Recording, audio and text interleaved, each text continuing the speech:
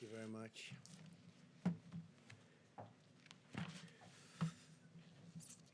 So, nice to be with you. America continues to gain ground in the war against the virus. I want to thank the American people for answering the call, following our guidelines, and making the sacrifices required to overcome this terrible threat. More aggressively, we commit to social distancing. So important. Social distancing, such an important phrase. And we do it right now. The more lives we can save, and the sooner we can eventually get people back to work, back to school, and back to normal. And there are large sections of our country probably can go back much sooner than other sections. And we're obviously looking at that also. People were asking, is that an alternative? I say, absolutely, it is an alternative. I have now approved major disaster declarations for New York, California, Washington, Iowa, Louisiana, Texas, and Florida. That has great significance, as you know, and legal significance. We're in a constant grouping, and I can say this, we have a large grouping of people that does nothing but communicate with the various officials, including we've been spending a lot of time with New York officials because that really is by far the hottest spot. They've got a number of very tough weeks ahead of them. The governor's doing a very good job. I spoke to the governor, Governor Cuomo, last night and this morning, and he mentioned that in his remarks that he's using that we are using, and I think he feels, because he understands negotiation, he thinks we're using very appropriately the Defense Production Act, and we're using it where needed. It's a great point of leverage. It's a great negotiating tool. But I will tell you, there's tremendous spirit from people and tremendous spirit with respect to these companies. And I don't have to use it very much at all. They want to do it. As you know, General Motors is involved, Ford's involved, 3M's involved, others are involved, and they're all working very hard to produce all different products. We had very little product when we came. We built it up, and we give it away as fast as we can to the different states. We're also, as you know, building numerous hospitals and medical centers throughout certain areas in New York. It's at the convention center, the Javits Convention Center. We're doing 4 hospitals, and we're doing throughout the state 4 medical centers there, somewhat different. I want you to know that I'm doing everything in my power to help the city pull through this challenge. I'm working very hard in New York. It's really by far our biggest problem. Maybe it will be, maybe it won't be. But there's a lot of good, capable people working on it with us, and our teams are working very well with the state representatives.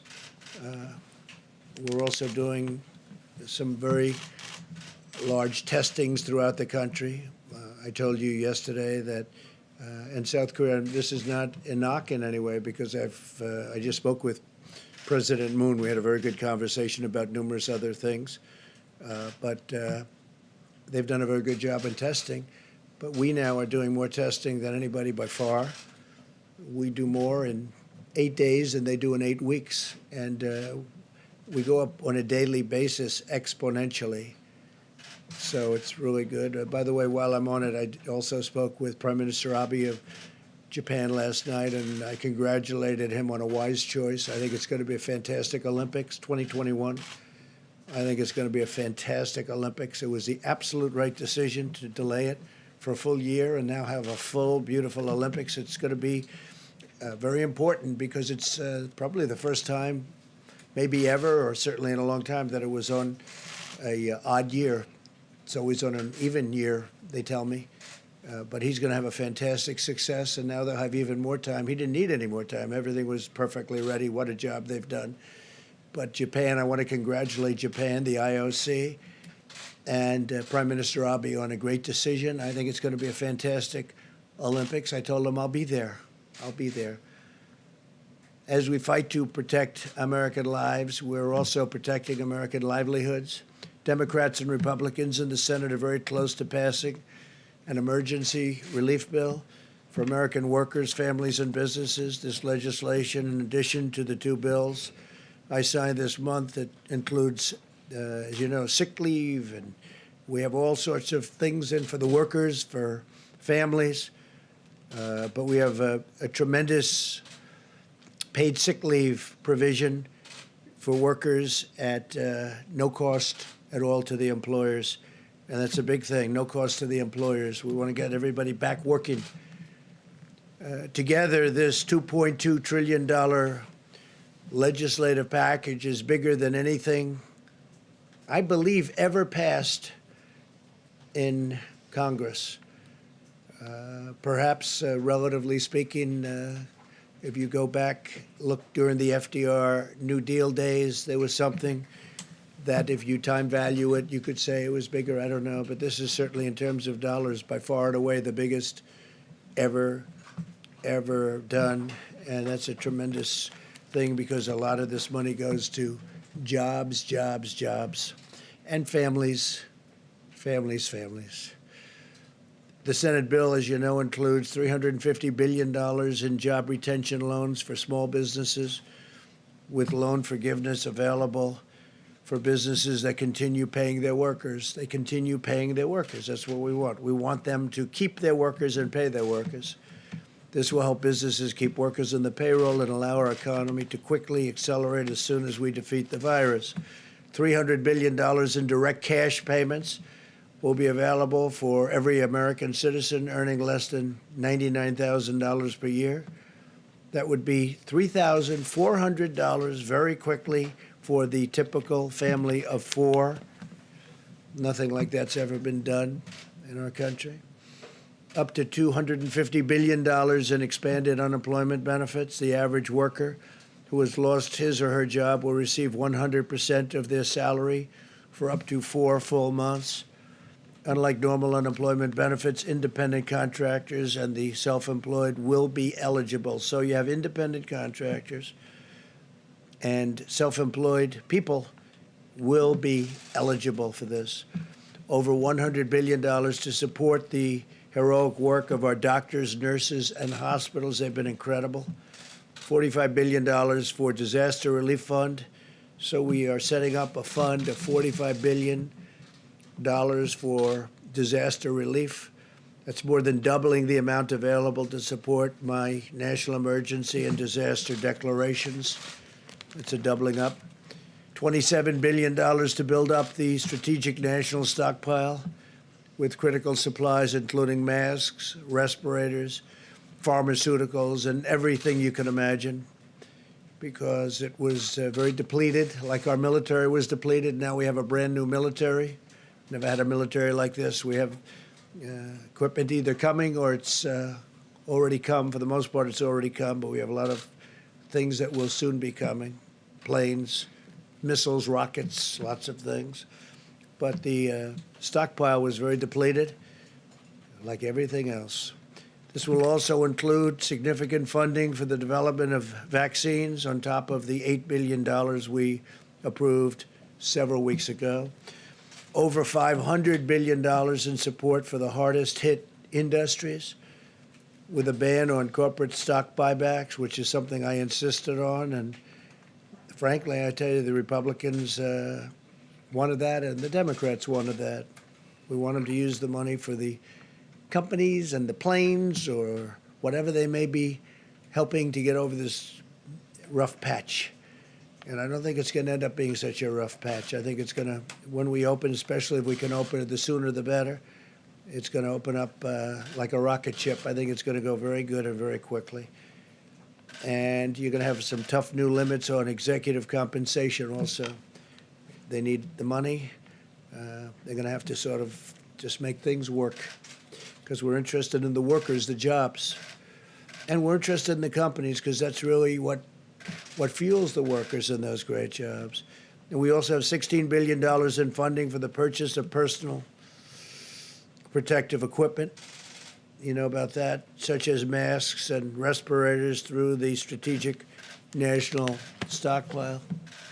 I encourage the House to pass this vital legislation and send the bill to my desk for signature without delay. I will sign it immediately. We will have a signing, and it'll be a great signing and a great day for the American worker and for American families, and frankly, for American companies, some of which were having the best years they've ever had these last few years, and then a little bit less than a month ago, they went into a position that they haven't seen because of the hidden enemy, the virus.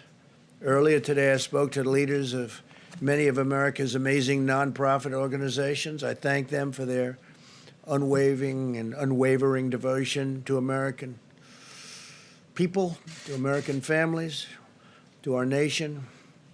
And they have been fantastic. They've been collecting supplies, distributing food, supporting healthcare workers, caring for vulnerable workers and families. I encourage them to continue to do it. But I'll tell you, the nonprofits have been fantastic. They've been great. They're great people, actually. I know a lot of them. Finally, I want to provide a brief update on the critical supplies. Through FEMA, the federal government has delivered or is in the process of shipping 9.4 million N95 respirators. Think of that, 9.4 million. 20 million surgical masks, and we have others that we think are going to be delivered pretty quickly. The whole world, it's not just us, it's not just the states. The whole world is trying to get these things, so in competition with many, many countries.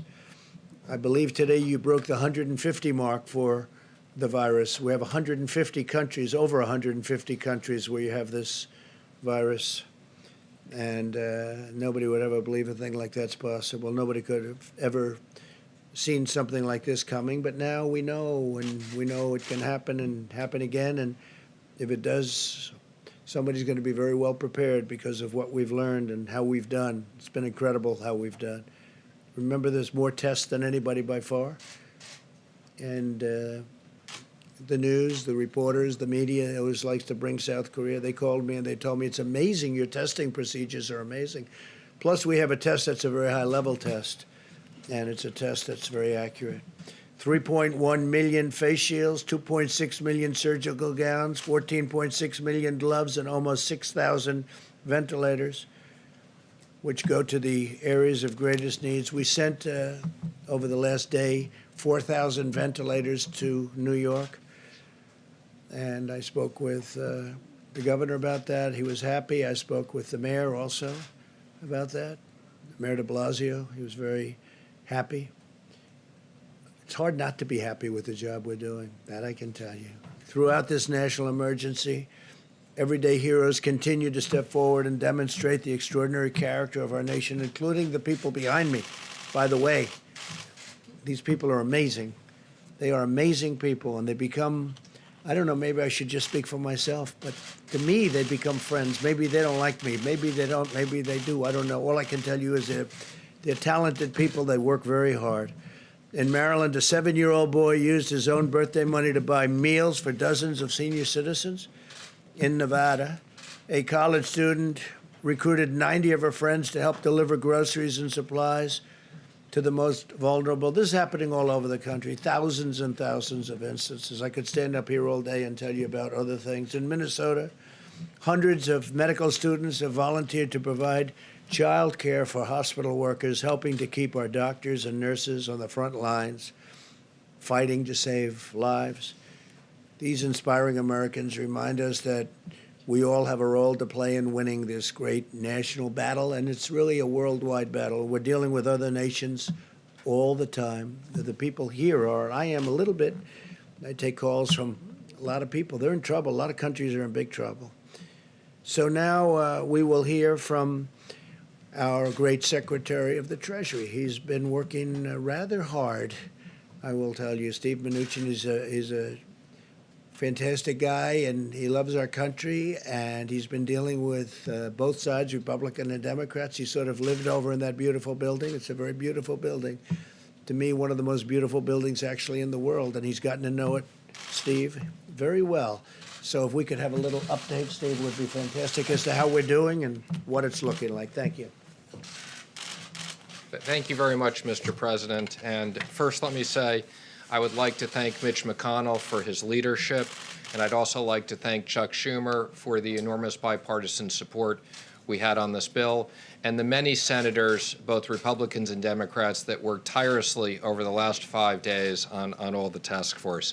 As the President said, I got to live in the LBJ room for the last 5 days, and we couldn't be more pleased with the unprecedented response from the Senate to protect American workers and American business in this situation. The President has outlined many of these, but let me just quickly go through them. Again, small business retention loans. This will cover roughly 50% of the private payroll in small businesses, where we will immediately make loans that will supply 8 weeks of salaries as long as they keep workers employed and overhead. And those loans will be forgiven at the end of the period as long as they keep workers employed. These are SBA loans, but the Treasury will be issuing new regulations authorizing almost every single FDIC-insured bank to make these. I expect by the end of next week, we will have a very simple process where these can be made and dispersed in the same day. So this will be a very simple system to get money into small business hands. For companies that don't qualify that, we have a economic program of tax incentives to retain workers. And as the President said, we have enhanced unemployment insurance for people who don't fit into these two programs that will be administered through the states.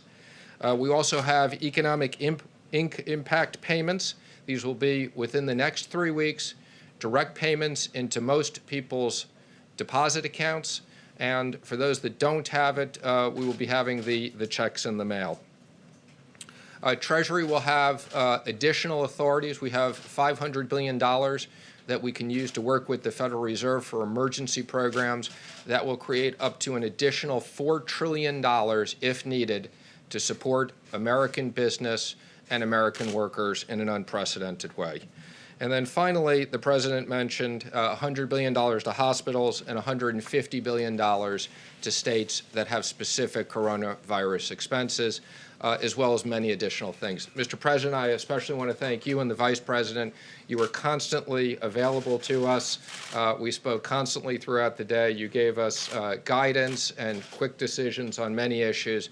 And again, thank everybody for this great bipartisan work. This is going to be enormous help for the American workers and the American economy. The President was very determined that Congress would move swiftly to protect hardworking Americans in business in this unprecedented situation. Thank you very much, Steve. Great job.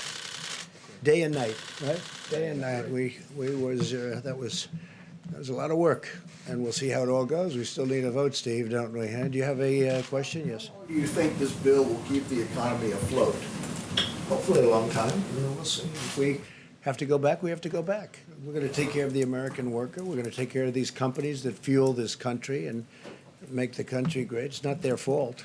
It's not their fault. But we think I would say we've anticipated 3 months. Hopefully we won't need this for 3 months.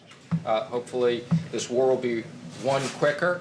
But we expect that this is a significant amount of money, if needed, to cover the economy. And don't forget, a lot of this is going to be to keep companies that are very strong, AAA-rated companies previously, to keep them going. And it's going to be in the form of loans, so the money's going to come back. A lot of this money's coming back. Separately, let me ask you about something you said yesterday. You said we should never be reliant on a foreign country for the means of our own survival. Yeah. What did you mean Well, I've by been saying that? that for a long Is time. Well, we're reliant on many countries where we give up our supply chains, we give up our factories, we give up our production facilities, and we can buy it someplace else for a little bit lower price.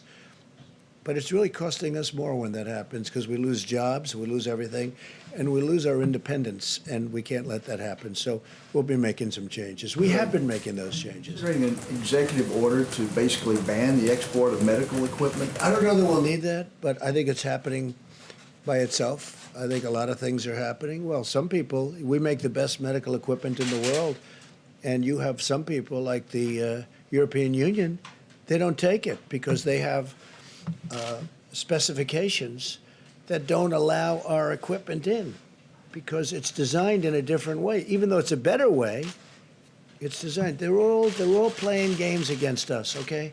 They've been playing games against us for years, and no president has ever done anything about it. But the European Union, you look at medical equipment, we make the best medical equipment in the world, but we can't sell it because, or not appropriately. And yet we take their medical equipment in our country. We're changing things, Steve. All this is changing. But they have specifications so that our equipment, designed specifically so that our equipment can't come into their countries. It's a very terrible thing that's happened to our country. And let me tell you, some of the people that took the biggest advantage of us are allies. You know, we talk about allies. They took advantage of us in many ways, but financially as well as even militarily. When you look at, if you look at NATO, the abuse that was given to our country on NATO, where they wouldn't pay. And we were paying for everybody. We're paying. Now, because of me, they're paying a lot. Now they've paid $135 billion more.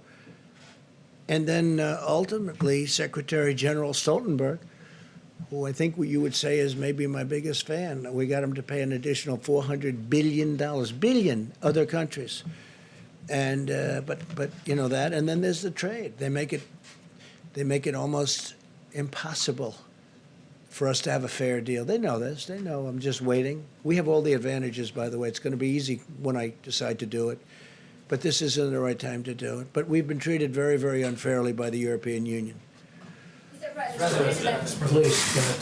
Mr. President, 4 Republican senators have indicated that the extra $600 for unemployment insurance may encourage workers to leave their jobs, even though you can only collect unemployment if you're fired. I'm curious what you think of that concern. Well, I know the issue very well. We talked about it just a little while ago. I'm going to let you maybe discuss that. Sure. Now, the President and I spoke to several of those senators today, but let me just explain the issue, which is we wanted to have enhanced unemployment insurance. Most of these state systems have technology that's 30 years old or older.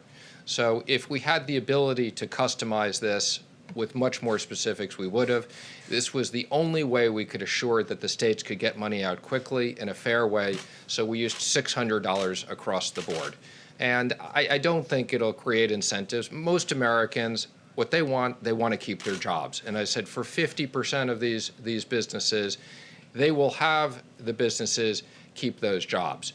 So this was, our number one issue was how do we make sure that American workers who needed to keep getting paid, this is no fault of their own, that businesses have been shut down. The president and vice president wanted to make sure those hardworking Americans got money, and this was the most efficient way of doing it. Senators that you spoke with, are they in agreement now? I'm not going to comment on the specifics of where they are, but I would say, our expectation is this bill passes tonight and gets to the House tomorrow, and they pass it. We need to get this money into the American economy and American workers. That's the importance of this. The one good thing when you think about that, people are going to get actually more money, but we don't want to give a disincentive. But they have been talking about that. It's a good question, actually. Yes, ma'am, please. Yes, thank you. The family of, on another subject, the family of retired FBI agent Robert Levinson says that U.S. officials have concluded that he's died in Iranian custody. Are you aware of that? And how did U.S. officials reach that conclusion? I've been very much involved in that. And he was a great gentleman and a great family. It's just, I have to say this, and they've been making the statement to the family, I believe, but it's not looking good. He wasn't well for years anyway in Iran. It's not looking promising. We've gotten so many people back. We got 2 people back this week, but Robert Levinson, who was outstanding, he's been sick for a long time, and he had some rough problems prior to his detainment or capture, and we feel terribly for the family. But do you accept that he is dead? no, I don't accept that he's dead.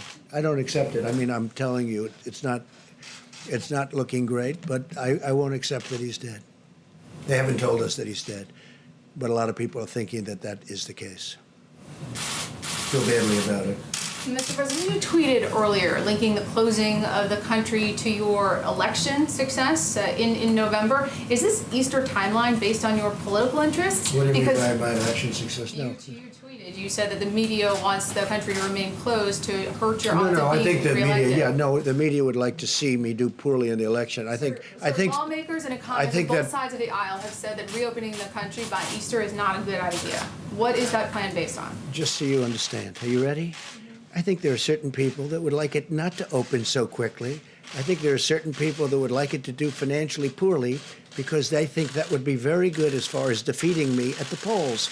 And I don't know if that's so, but I do think it's so that there are people in your profession that would like that to happen. Your own I think it's medical very experts did clear. not endorse that I plan think it's yesterday. very clear that there are people in your profession that write fake news. You do.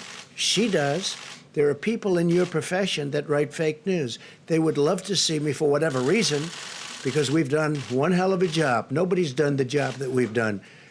And it's lucky that you have this group here right now for this problem, or you wouldn't even have a country left. Okay. Go ahead, Nevada. Mr. President, two questions. The first one, once you sign the $2 trillion package, how soon or how rapidly do you expect to see Who you economic with? growth? Who you with? I'm with CBN. And my second question is, we are hearing you are pushing for April 6th to have direct payments issued to taxpayers. Is that the target date? I think it's Again, Very much, I would say our expectation is within 3 weeks, we will have direct payments out where we have depository information. And we're looking to get a lot more information, and we have procedures to do that. So 3 weeks for that. And I would say the end of next week, we want all the banks to be able to originate loans same day. Thank you, Mr. President. I have two questions for you. One is that tomorrow you're going to be speaking with the G20 leaders, and I want to know if you're going to lead an effort to craft a worldwide ban on wild animal markets so as to prevent another pandemic, given that COVID-19 is a zoonotic that was transferred to humans in trade of exotic animals. Yeah, I don't know that that subject's going to come up. There is a lot of talk that that's how this all happened, came out of China, and they say that's how it happened in China. So it's something maybe will be talked about, but it's not the top of my list. Yes, I think we'll have we're going to have a very good conference Thanks. tomorrow. Well, and to follow up, also, and Dr. Ashish Shah, who's the head of Harvard's Global Health Institute, says that the key to getting this economy open as soon as possible is to test everyone who needs testing so we can quarantine all infected individuals and allow everyone else to go back to work immediately. Would you subscribe to that strategy? No, but And- we have tested more than anybody. I and if saw not- him. And if not, how many deaths are acceptable? Yeah. How many? None. Okay. How many deaths are acceptable to me? None. Okay, none. If that's your question. Look, I saw him. I saw his statement. We have tested by far more than anybody. We're testing more than anybody right now. There's nobody even close. And our tests are the best tests. They're the most accurate tests. But if you're saying we're going to test 350 million people, I watched his statement. I disagree with it. We can go to certain states. I could name them now, but I'm not going to do that. But we can go to certain states right now that have virtually no problem or a very small problem. We don't have to test the entire state in the Middle West or wherever they may be.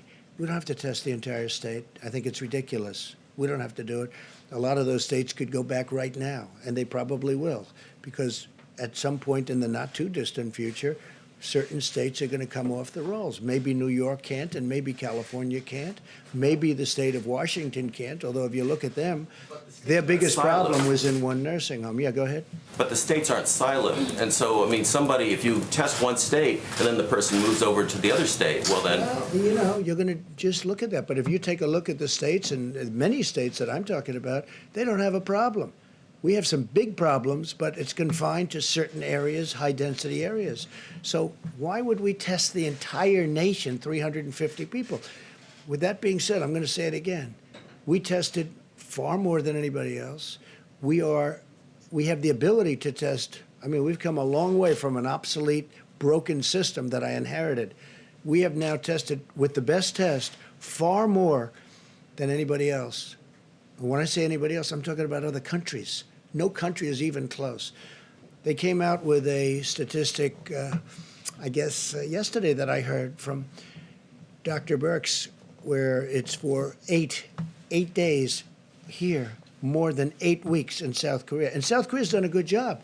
But we did in 8 days more than South Korea did in 8 weeks. That's a big number. And we're getting, I said before, exponentially better. Every day it's going up substantially. We have an incredible apparatus built now. But no, I don't want to test 350 million people. I think it's ridiculous. Yes, please. Thank you so much, Mr. President. Two questions. One follow-up on the G20, because the UN asked the G20 countries to do for more resources for a coordinated stimulus package, ban on tariffs, waive on sanctions to try to prevent what they call an apocalyptic pandemic. Would you consider those measures? And With respect to what? on tariffs, and also related also to waive tariffs, and also Look, we have strong sanctions. borders. Yeah. And would you consider to join this global effort? So before I came here, we weren't into borders. We had a country, people could come in. We had a whole different deal. Now we're up to almost 164 miles. Think of that, 164 miles of wall, big, beautiful wall. And in those areas, it's very, very tough to come in. We've been very tough on the borders. I mean, where we have the wall built, nobody's getting through. Now, they're going around, but that's a long trip. If they're going around, that's the way they get through. But no, I'm very strong on borders, and I don't want people coming in here. What I want is, if they're going to come in, they have to come in legally. They have to come in through merit. We're not having the people that you're talking about come into our country. All right. Just a follow-up on another Thanks, question. sir. Question for you and then for Dr. Fauci, if you'll let me. Both Republican and Democrat packages of the stimulus included $25 million worth of funding for the Kennedy Performance Arts Center here in Washington, D.C. Shouldn't that money be going to masks, respirators? Well, I'll tell you what, I approved that, and I knew it was 35 million, and we actually took off 10. But I'm a fan of that, although I haven't spent time there because I'm far too busy. I'd love to go there evenings, but I'm too busy doing things because that's more important for me than going there. But the Kennedy Center has suffered greatly because nobody can go there. It's essentially closed. And they do need some funding. And I said, look, that was a Democrat request. That was not my request. But you got to give them something. It's something that they wanted. You know, it works that way. The Democrats have treated us fairly. I really believe that we've had a very good back and forth. And I say that with respect to Chuck Schumer. I spoke to him a number of times. But, you know, they had requests also. So that was a request. There were 35, as you know, and it came down to 25. We got it down to 25. We agreed. I said, that's a lousy soundbite. That's not a good soundbite. But that's the way life works. With that being said, the Kennedy Center, they do a beautiful job, an incredible job. David Rubenstein does a fantastic job. He's very much involved, and he puts up a lot of money, and he does things that a lot of people wouldn't be able to do or do. But they've been essentially closed. They have tremendous deficits that are built up. I mean, this thing has been devastating to it. So I didn't have a big problem with it. But this was a request from the Democrats because of the fact that they have a facility that's essentially closed up. Yes, Another Mr. question, sir. In other words, you couldn't go there if you wanted to. If I wanted to go there tonight to look at Romeo and Juliet, I'd love to see Romeo and Juliet tonight, right? You know what would happen? They say, sorry, 250 people or 50 people, whatever it might be down to. Go ahead. And then earlier today, Senator Marco Rubio told RCP that, quote, the World Health Organization showed favoritism to China, unquote. And then Representative Michael McCall, the ranking member on the House Foreign Relations Committee, he questioned the integrity of the World Health Organization's director, saying, quote, that there were several red flags in his past with respect to his relationship with China. Do you agree? Do you think the World Health Organization showed favoritism? And then once all the dust settles, do you think that the United States should re-explore its relationship with the World Health Organization? Well, I think there is certainly a lot of talk that it's been very unfair. I think that a lot of people feel that it's been very unfair. It's been very much sided with China. And a lot of people are not happy about it. At the same time, Dr. Fauci and myself and other people, there are people on there that we like and we know.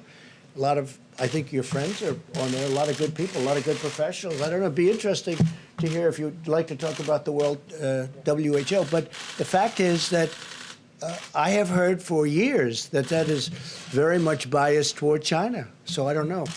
Doctor, you want me to get you into this political mess? No, I don't want you to do that, but I will. Tedros is really an outstanding person. I've known him from the time that he was the Minister of Health of Ethiopia. I mean, obviously, over the years, anyone who says that the WHO has not had problems has not been watching the WHO. But I think under his leadership, they've done very well. He has been all over this. I was on the phone with him a few hours ago leading a WHO call. Praising China's transparency, sir? No, I'm not talking about China. You asked me about Tedros. The World Health Organization praising China for its transparency and leadership on their response to the pandemic? You know, I can't comment on that because, I mean, I don't have any viewpoint into it. I mean, I don't even know what your question is. Can I follow up on that phone call, please? Welcome to the group. Mr. President, can I You know, let me just tell you, I've heard that for years. I spoke to him yesterday. Seems fine to me. I don't know. But we're the ones that gave the great response, and we're the ones that kept China out of here. And if we didn't do it, you'd have thousands and thousands of people who would have died, that are now living and happy. If I didn't do that early, call on China, and nobody wanted that to happen. Everybody thought it was just unnecessary to do it. And if we didn't do that, thousands and thousands of people would have died, more than what's happened. So that's it. All right, maybe one more. Steve, go ahead. When you have this G20 meeting tomorrow, what sort of coordinated response are you expecting? No coordinate. We're going to have a meeting with the 20 nations total, including us, and it'll be a conference call tomorrow morning sometime. I look forward to people I know, I like. I think in every instance, I like every one of them. But it'll be an interesting call. You'll be the first to know. Next week, when the 15-day period ends, what should we expect then? Are you going to extend it for another We'll week? be talking. I'll be speaking. I'll be speaking with Tony. I'll be speaking with Deborah. I'll be speaking with some of the people that they like and respect, and they're going to bring along with them. We'll be speaking to Vice President Mike Pence and Steve, and we'll be speaking to everybody. I'm not going to do anything rash or hastily. I don't do that. But the country wants to get back to work. Our country was built to get back to work. We don't have a country where they say, hey, let's close it down for 2 years. We can't do that. It's not our country. So we're going to be talking, and it could be we'll do sections of our country. There's big sections of our country that are very, little affected by what's taken place. Then there are other sections that are very heavily affected. So there's a big difference. But no, I would say by Easter we'll have a recommendation, and maybe before Easter, and at the end of the 15th day, or even during the 15th day, I think we'll have some kind of a recommendation. But our country wants to get back to work, Steve. I have had so many people, and they want to practice social distancing, and they want to practice no handshaking. No handshaking. They're not going to walk around hugging and kissing each other in the office when they come back, even though they may feel like it. They're going to wash their hands more than they've ever done. They're going to do all the things you're supposed to do. But Steve, you know what? It's time. People want to get back to work. I get it from both sides, in all fairness. And maybe it's a combination of both. Tony said before, combination of both is sometimes very good. But there are areas that probably, they won't qualify. There are other areas that qualify almost now. So we're going to have to see what happens. But it'll be an interesting period of time. I'd like to get our country back. I have tremendous numbers of people wanting to go back. You have store owners where the store is sitting there. They don't know what's happening. They got to get back. You have businesses that are going to be closed. The longer we stay out, the longer we do it, we want to go quickly. The longer we stay out, the harder it is to bring this incredible. We were having the most successful years that we've ever had in the history of our country. You saw what happened yesterday with the stocks, and today they're up. I'm telling you, if Steve gets the deal done, the incredible incentive deal is going to take care of people. It's going to take care of our workers. It's going to take care of companies that employ all these workers, small and big. By the way, I would say we spend more time on the small companies, Steve, than we did on the big companies. People ask about that.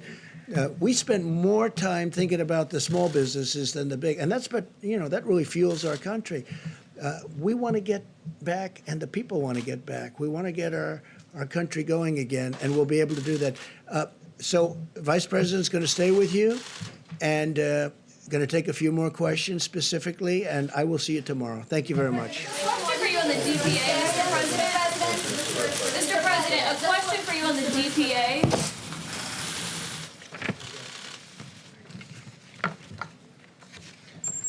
Well, thank you all. A report on today's action by the White House Coronavirus Task Force. The President and our entire team continue to be inspired. By the way, people all across this country are putting into practice 15 days to slow the spread. We are 10 days into the 15 days. And let me say again to every American, if you're in an area that's been impacted by the coronavirus, it's absolutely essential that you listen to state and local authorities for guidance. But for every American, what you can do is implement the practices outlined in the President's coronavirus guidelines today, because we truly do believe that, as millions of Americans have done and will continue to do, that we can significantly impact the rate of growth in this epidemic in our country. We can spare Americans from exposure to the coronavirus, and we can save lives. And so on behalf of the President and our entire task force, I want to say thank you to the American people. And thank you for your cooperation. Thank you for embracing the principles in 15 days to slow the spread. We heard about that cooperation today in a series of conference calls. We spoke with equipment manufacturers who are stepping forward as never before to assist us in developing the medical equipment that is essential, whether it be masks or other medical supplies or ventilators. FEMA reported to our task force today that hundreds of companies have stepped forward to be involved in the supply chain, and we are vetting nearly 70 of those countries for specific repurposing of their manufacturing to produce everything from masks to gloves to gowns and, of course, to ventilators. We also had a very productive call with Secretary Betsy DeVos with education leaders from around the country today. And let me say on behalf of the President and a grateful nation, thank you to all of our teachers, many of whom are now home, teaching children from afar, even in many cases while they have their own kids home from school. You are truly heroes.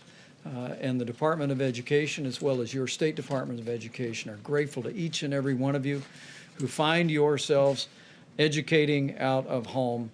And the Department of Education has a helpful website on coronavirus recommendations, ed.gov/coronavirus. And as we mentioned before, Secretary Betsy DeVos and Secretary Sonny Perdue will be joining us at this podium on Friday to speak about distance learning recommendations that have been made not just for secondary or for college education, but also for K through 12 education. We're opening up avenues, creating new flexibility so that not only college students can continue to be involved in learning from afar, but children K through 12 can do the same. Secretary Perdue will also be here to talk about the food lunch program and free and reduced lunches.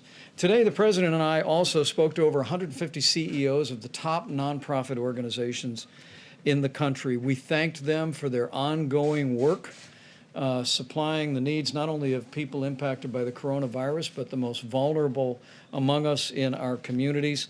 Organizations like Red Cross, the Salvation Army, Feeding America are all still working every day. And we promise to urge every American, if you have the means and have the ability, continue to be generous to nonprofit organizations that are helping those most in need in your community. The President marshaled a whole of government approach. That means working with our governors today. The President and I were in direct contact with governors of New York, California, Washington State, New Jersey, Michigan, and others. And we continue to be inspired and impressed by the leadership that governors are providing in their states, making tough choices, leading their states, and the President and I are truly grateful. The task force made a recommendation, and FEMA has assembled a team to provide technical assistance to the state of New York. And that team was welcomed by Governor Cuomo, will be arriving on the ground there very soon, along with all the other resources that the president recently announced would be flowing to New York and to Washington State and to California. In my conversation with Governor Gavin Newsom of California, I was pleased to speak to him and hear that our FEMA team is literally at the table with the state of California's team, working to meet their supply needs, working to work on capacity. And I want people to know in the states that are most impacted by the coronavirus that we are with you. We're going to stay with you. We're going to continue to work around the clock to make sure your courageous healthcare workers, your health systems, and your state governments have the resources to support your response. On the subject of testing, Dr. Birx will reflect on what the data is showing in just a moment. Not including local labs and hospitals, we are at 432,000 tests completed. And we're pleased to see that there are literally drive-through and community sites around the country, and the U.S. Public Health Service is assisting states in standing those up each and every day. We do remind hospitals and labs around the country, and the moment the president signs the bill, that it is absolutely essential that they provide the results of the test to us. It gives us visibility into what's happening on the ground. But because of the public-private partnership President Trump initiated with these vast commercial lab networks around the country, we are adding tens of thousands of tests every single day. On the subject of supplies, before the end of the week, we'll talk a bit more, as the President did moments ago, about the supply chain. I was at FEMA last night and literally saw a room full of people with laptops and cell phones. We are literally leaving no stone unturned, as I told governors today, to find medical supplies, whether it be masks or gowns or gloves or ventilators, and the team is working around the clock to meet those needs. A few smaller items. First and foremost, the CDC is developing guidance, which we'll be publishing tomorrow, about the best way to utilize our natural resources at our parks.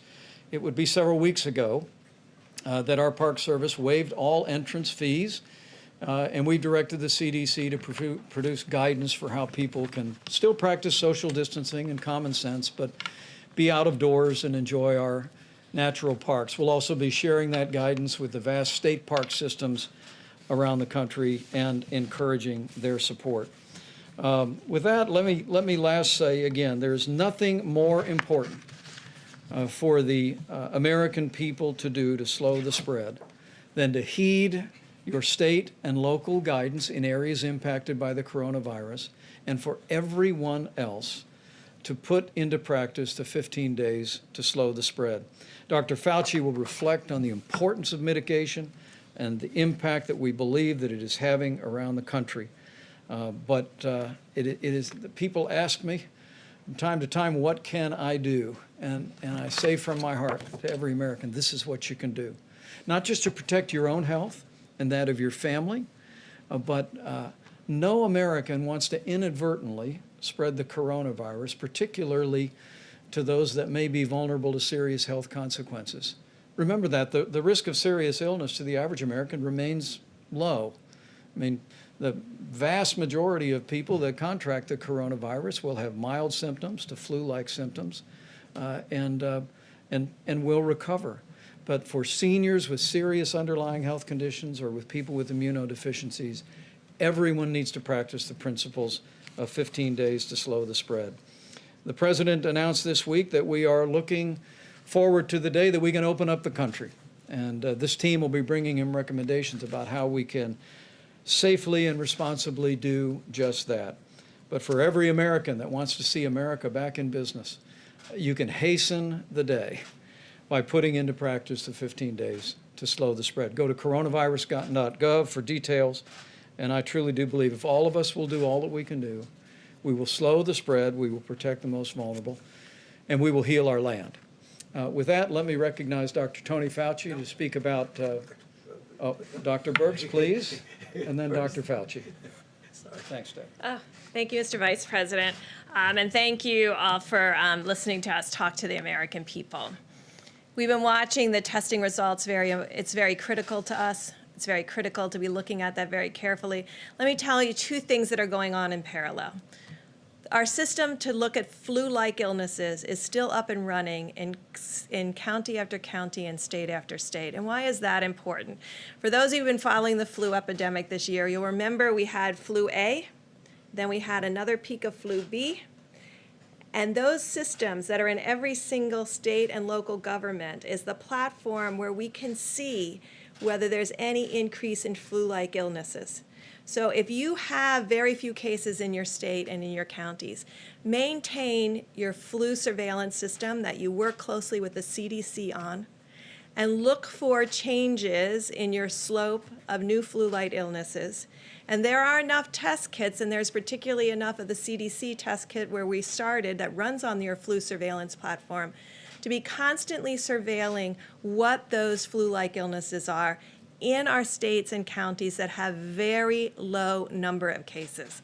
We have counties still with 0 to 1 cases, but they can participate in the surveillance that we need to have out there now by using their flu-like surveillance system, and we thank all of the states who have that up and running.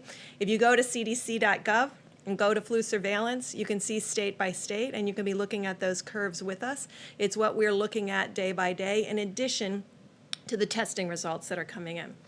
For the testing results, still, there's 4 counties that constitute the majority of both the current cases and new cases. I think you know those are New York City, Westchester, New York, Suffolk, and Nassau County. Those are the 4 counties, all associated with New York and the New York metro area. There's a few counties in New Jersey, but this is still where 56% of the cases are and 56% of the new cases. It's very important that people look at the number of new cases per day. Remember, we told you it was going to take us a while to work through the testing backlog.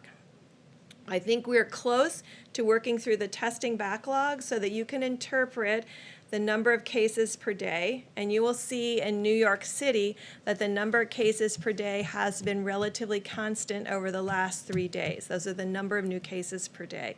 This is a real call to every person in New York City and the New York metro area to continue every one of these 15 days to slow the spread and to do that part of it at the same time that they're following the mayor's and governor's piece. Yesterday, we talked about people that may have left the metro area that were residents of the metro area that may have gone to secondary homes or other places to reside. And we've asked all of them to carefully monitor their temperatures and self-isolate from the communities where they went, just to ensure their own health and the health of their communities while people move around the country. Finally, why this is so important. It's very important to me personally because my grandmother, for 88 years, lived with the fact that she was the one at age 11 who brought home flu to her mother, named Leah, for which I am named, when her mother had just delivered. And her mother succumbed to the great 1918 flu. She never forgot that she was the child that was in school that innocently brought that flu home. This is why we keep saying to every American, you have a role to protect each and every person that you interact with. We have a role to protect one another. It's why we are social distancing and you are social distancing. But to every American out there, when you are protecting yourself, you're protecting others. And if you inadvertently, I know, brought this virus home to someone with a pre-existing condition, I can tell you my grandmother lived with that for 88 years. So this is what we're trying. This is the message that's important to everybody. This is not a theoretic. This is a reality. You can see the number of deaths that are occurring. We all have a role in preventing them. So thank you for the work that you do to get our message out to others, to really ensure that every American understands how important their role is as we move through these next 5 days to not let up for an instant. I hear some reports that someone said, oh, well, the new cases in New York are increasing or the hospitalizations are increasing. The number of new cases over the last 3 days have been consistent but not rising any more than a consistent day-over-day rise. You will see hospital cases continue to increase because they are a reflection of what happened 1 to 2 weeks ago before the full mitigation efforts were put into place. So each person in every place, no matter what county, what community, what state, can work with us to ensure that we prevent the spread of this virus to others. So thank you. Thank you, Mr. Vice President. I just want to spend a couple of minutes telling you a little bit about some information that I got on our weekly call that we have at least once a week with the WHO, which is led by Dr. Tedros and Mike Ryan, who's the point man there, to give us some information. And in that regard, I want to apologize for my curt response to you when you asked me about the China deal, because I shouldn't have done that. That's not my style. But what I really wanted to say is that my job is that I'm a scientist, I'm a physician, and I'm a public health person, and I don't like to get involved in that stuff. So anyway, getting back to the WHO. So we learned some really interesting information because obviously the other countries like China and others had been hit prior that we did. One of the things that was striking to me, and I just throw it out because it's something that we will face. We're not facing it now, but we will face. Our Chinese colleagues are very concerned because they went through the entire cycle of the curve to come down. They have very, very few cases. But what they're starting to see as they're relaxing the constraints on travel, that they're getting imported cases. And they wanted to warn us that when we get successful, make sure you very carefully examine how you're going to release the constraints on inputs. So I know we're going to be successful in putting this under control, but I think we're going to have to remember we don't want to import cases in. That's the first thing for today. The second thing that was important is that it was something that Dr. Birx mentioned, and that is when you look at the inflection of the curves, we now have multiple different countries that have gone through various phases of their individual outbreaks. And you could learn something from them about where you are in your own outbreak. For example, when China went up, what happened is they just didn't turn around. They went from going to, I'll just take an arbitrary number, 500 new cases a day. The next day it was 1,000 cases, then 1,500, and then 2,000. But once the number of new cases each day starts to flatten out, that's when you get to that point where the inflection goes down. So what things we want to look for, the things that Dr. Birx had mentioned. That doesn't mean you declare victory when it does that, but you know you're at least on the way to where you want to go. And I think that's really very important. The third and final thing that I think gets back to the question that many of you in the audience have asked of us is about, would this possibly become a seasonal cyclic thing? And I've always indicated to you that I think it very well might. And the reason I say that is that what we're starting to see now in the Southern Hemisphere, in Southern Africa, and in the Southern Hemisphere countries is that we're having cases that are appearing as they go into their winter season. And if, in fact, they have a substantial outbreak, it will be inevitable that we need to be prepared that we'll get a cycle around the second time. What does that mean for us and what we're doing? It totally emphasizes the need to do what we're doing in developing a vaccine, testing it quickly, and trying to get it ready so that we'll have a vaccine available for that next cycle. In addition, to do the randomized controlled trials of drugs so that we will have a menu of drugs that we have shown to be effective and shown to be safe. Because I know we'll be successful in putting this down now, but we really need to be prepared for another cycle. And what we're doing, I believe, will prepare us well. Thank you. Thanks, Doctor. We'll take a few questions, please. Mr. Vice President, on ventilators, some really important reporting from the Center of Public Integrity today. They suggested that there's only 16,000 in the national stockpile. Can you just give us some clarity? How many ventilators do you have in the national stockpile? Who else is making them, and how long will it take for them to make a critical mass? Because based on the Center for Public Integrity, it appears there aren't enough if people are going to die as a result. Ventilators has been a singular focus of a good portion of our supply chain stabilization task force at FEMA since the president stood up FEMA's National Response Center.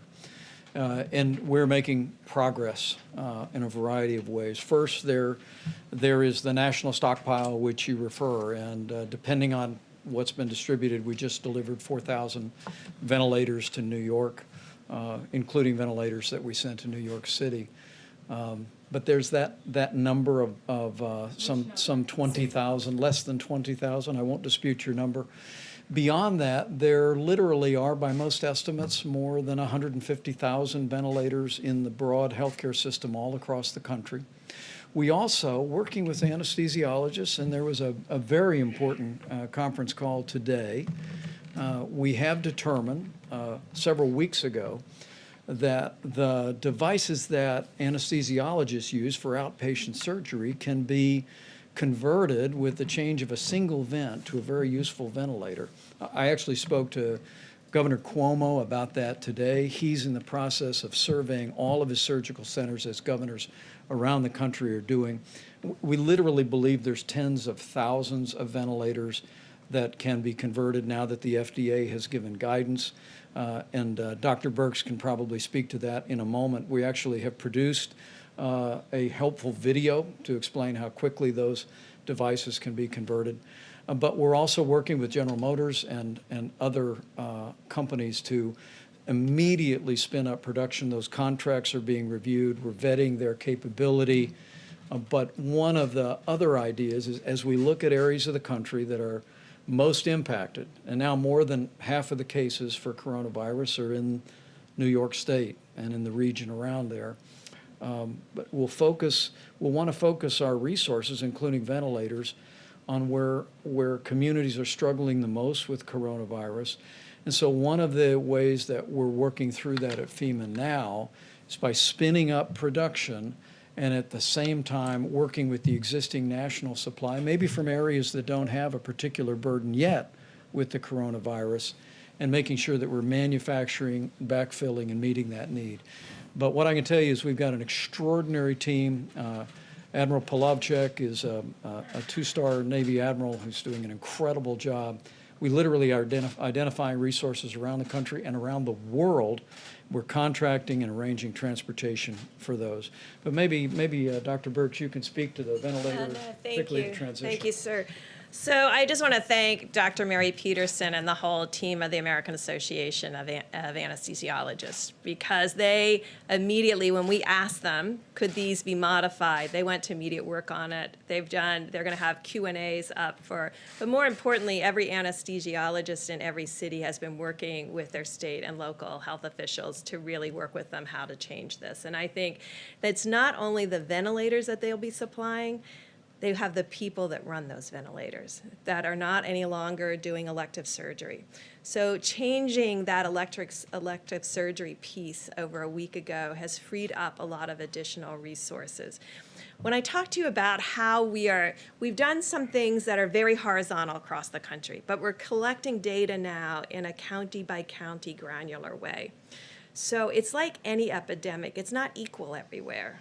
There are places that are very spared, and there's places where there's more. We have a very vast country with a lot of capacity and a lot of infrastructure.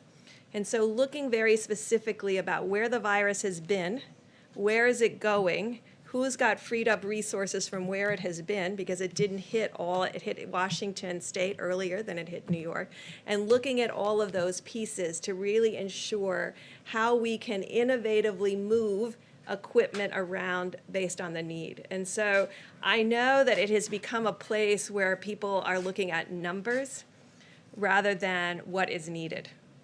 Because if you do these projections, when you got to those projections that said, like in Germany and others, that implied that 60% or 50% of the population would get infected, I want to be very clear, the only way that happens is this virus remains continuously moving through populations in this cycle, in the fall cycle, and another cycle. So that's through 3 cycles with nothing being done.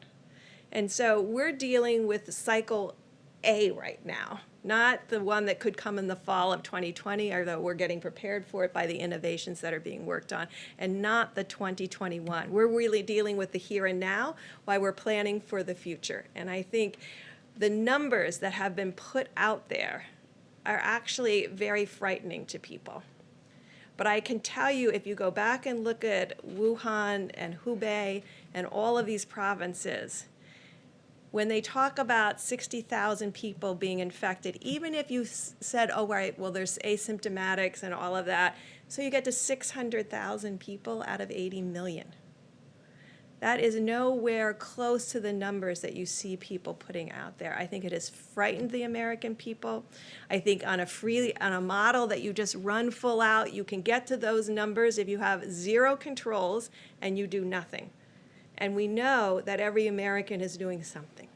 And so I think what our job right now is to carefully detail on a hospital by hospital, state by state, county by county, to outline what the infrastructure needs are and ensure that we're meeting them, both from the stockpile and from the generosity and movement of the American people and other hospitals. Dr. Burks, a lot of folks out there, well-intentioned, are sewing cloth masks and donating them to hospitals. So you or Dr. Fauci, can you weigh in on that? Because obviously these people have great intentions, but there's some mixed feedback on whether that's a good idea. I'm sorry. Better than nothing? Surgical. Lots of from surgical masks. People are sewing them. So clothing manufacturers, volunteers dropping them off at hospitals.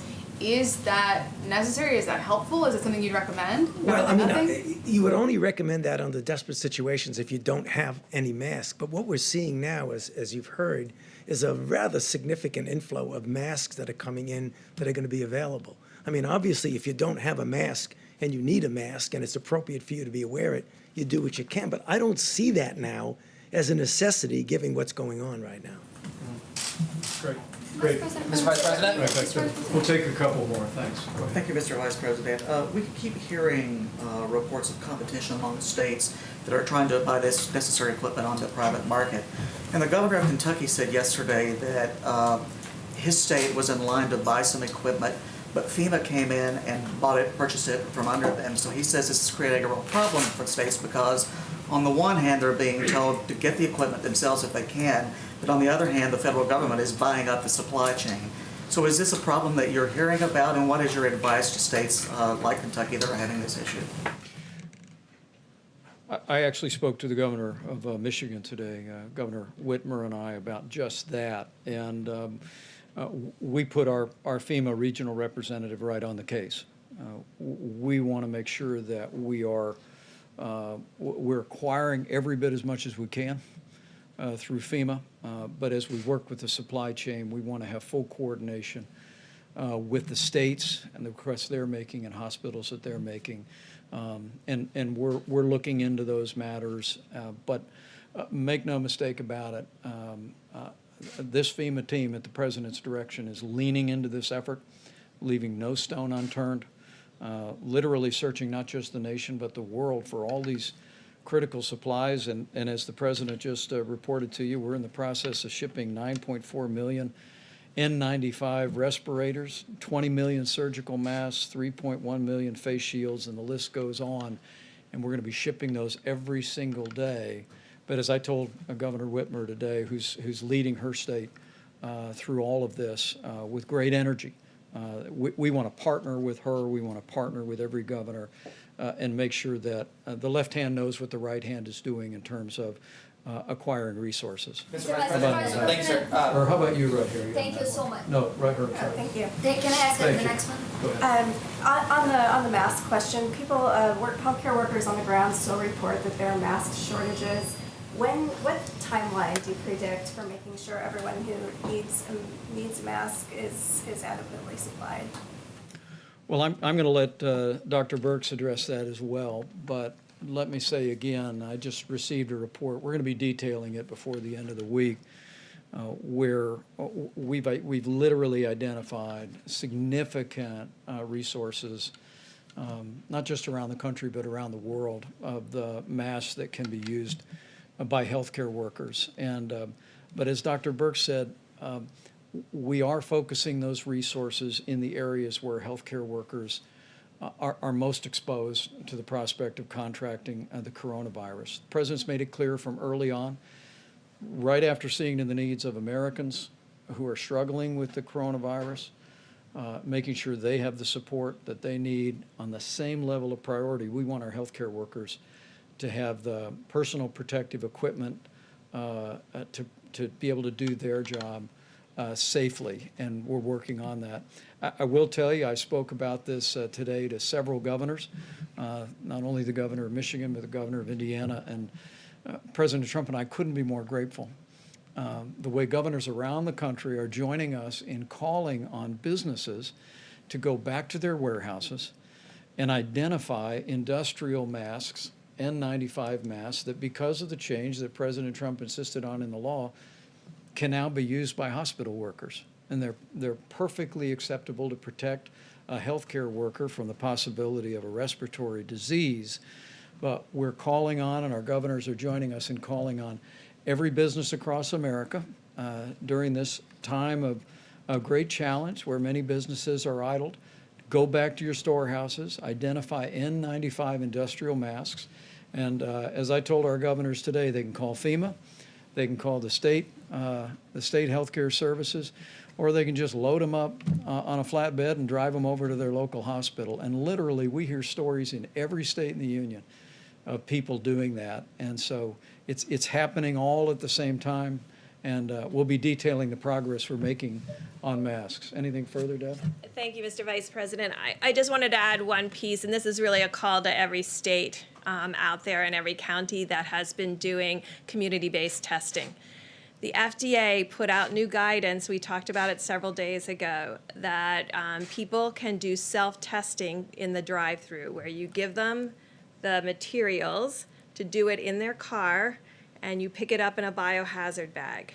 This would free up all of that PPE that you see being utilized in those drive-throughs back to the hospitals and back to the clinics that need it the most.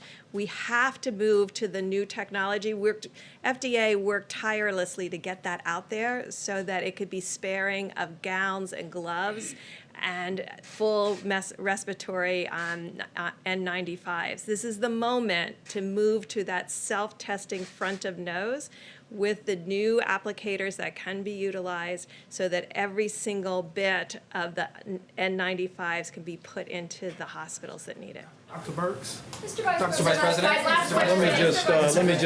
Let me just say we look forward to seeing you all tomorrow. We'll be back here with further progress and news. But if I could just say to every American, Is he okay? He keeps asking. we'll get through this. He keeps asking you if you're okay. We'll get through this. But we'll get through this together.